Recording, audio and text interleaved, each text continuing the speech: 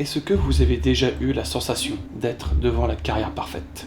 Le sans faute ultime, la source d'inspiration intarissable, le moment de grâce continu. Mais désolé de vous le dire ainsi, ça n'existe pas.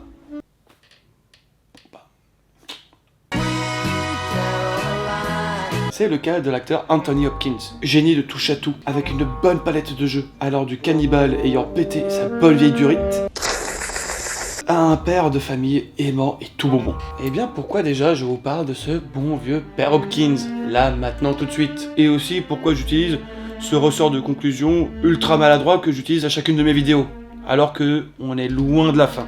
Car déjà on vient de quitter 2025. Bonne année. Et en dehors de ça, je voulais vous prouver que non. On n'est pas obligé de garder que le mauvais quand on réfléchit à quelque chose. Mais alors parlons peu, mais parlons bien d'Anthony Hopkins.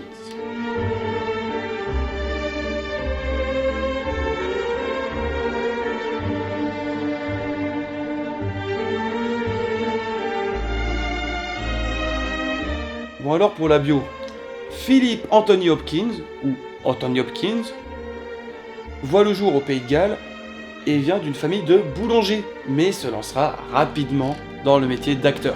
Comme le bougre le disait lui-même, je cite, « J'étais nul à l'école, un vrai raté, un imbécile. J'étais antisocial et je ne m'intéressais pas aux autres. Je ne savais pas ce que je faisais là-bas. C'est pour cela que je suis devenu acteur. » Parents du monde entier, gardez un peu d'espoir quand même. Ouais, c'est pas faux. Après une rencontre avec la légende Richard Burton, un service militaire compliqué vu le niveau de discipline du jeune Anthony, il rejoint la Royal Academy of Dramatic Arts. Et pour celles et ceux qui ont encore un doute, voici les têtes de vainqueurs qui sont sorties de là quand même. Groovy. Il en sort et le succès ne frappe pas maintenant à sa porte.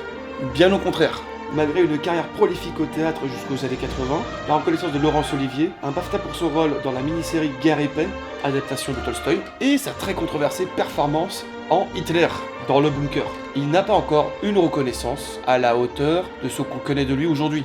Mais là arrivent les années 80, et beaucoup de choses vont changer. Apparition dans Elephant Man de David Lynch, rôle aux côtés de Mel Gibson dans le Bounty, le bateau, hein, et un nouveau BAFTA. Mais bon, ça va 5 minutes. Vous l'attendiez depuis le début, depuis que j'ai même mentionné son nom. Ce bon psychiatre, le préféré des mangeurs de viande rouge et des bons vivants, le bon professeur Hannibal Lecter.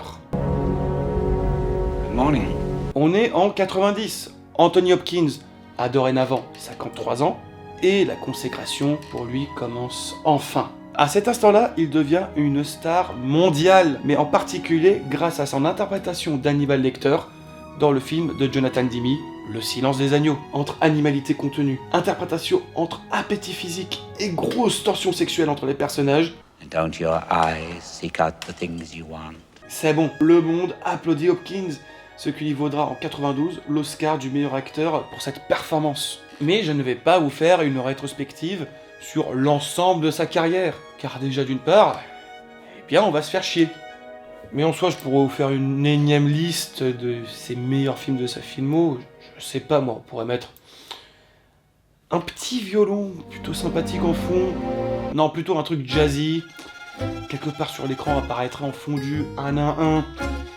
Sur le même cal. Tous les films que j'ai à vous recommander de sa filmo, et qui apparaîtraient de manière mais très soft, très douce. Ça prendrait quoi en vrai? Poignée de secondes, même pas. Je sais pas, hein, mais dans le fond, je me demande là, mais est-ce que c'est bien nécessaire?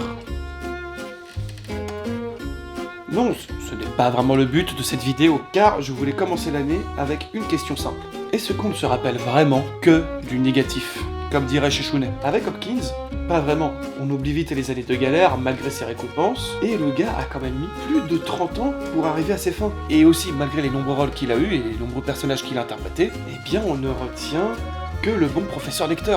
Et aussi, si vous voulez savoir si parler de l'intégralité de sa carrière était une tâche ardue, et ben voici la liste complète de sa carrière au théâtre, à la télé et au ciné.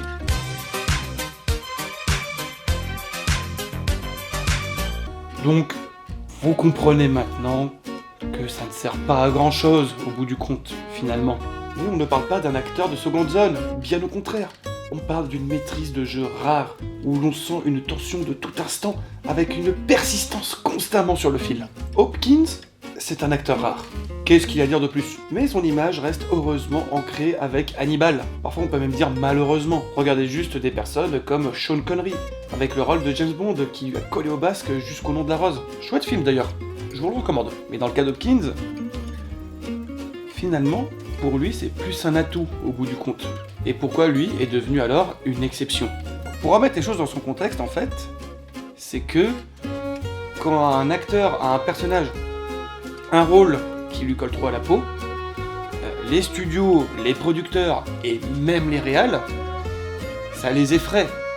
Par exemple, ils peuvent se dire assez aisément qu'on va pas mettre Spider-Man et Iron Man ensemble dans un film pour jouer des moines homosexuels. MTV Movie Award Best Kiss winner Tobey Maguire.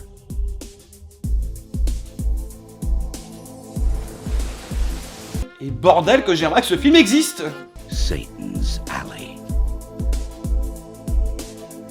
Donc il aurait été inconcevable pour Hannibal Lecter de jouer un père de famille ultra friqué, bien attentionné à l'égard de ses filles, et qui prend tout son temps et toute sa dévotion pour préparer le mariage de l'une d'elles. Et ouais, il l'a fait. En dehors de ça, Anthony Hopkins, c'est une pléthore de prix, que voici. Anthony Hopkins, c'est aussi une petite carrière de doubleur, en l'occurrence dans Spartacus de Kubrick, Rebel Moon, et aussi dans Le Grinch de 2000, avec Jim Carrey.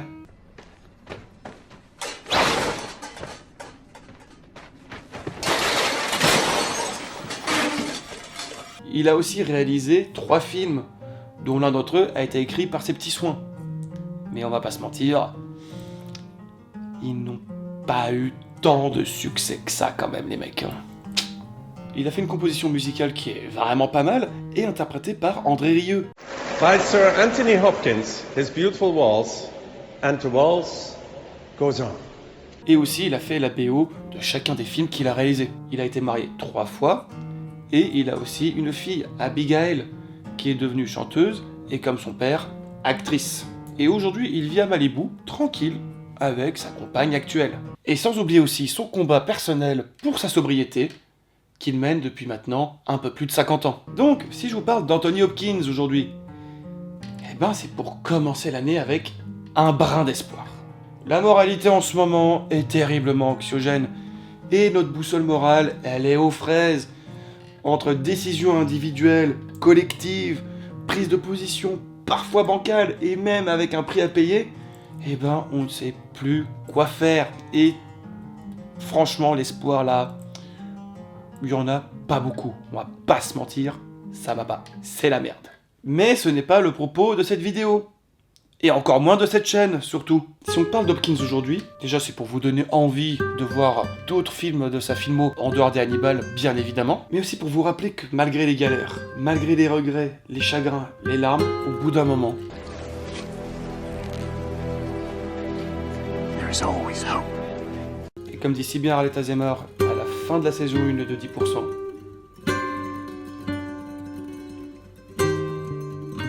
et voilà la première émission de l'année.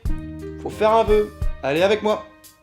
Et en dehors de ça, je vous souhaite que le meilleur pour cette année à venir. Et à tout bientôt.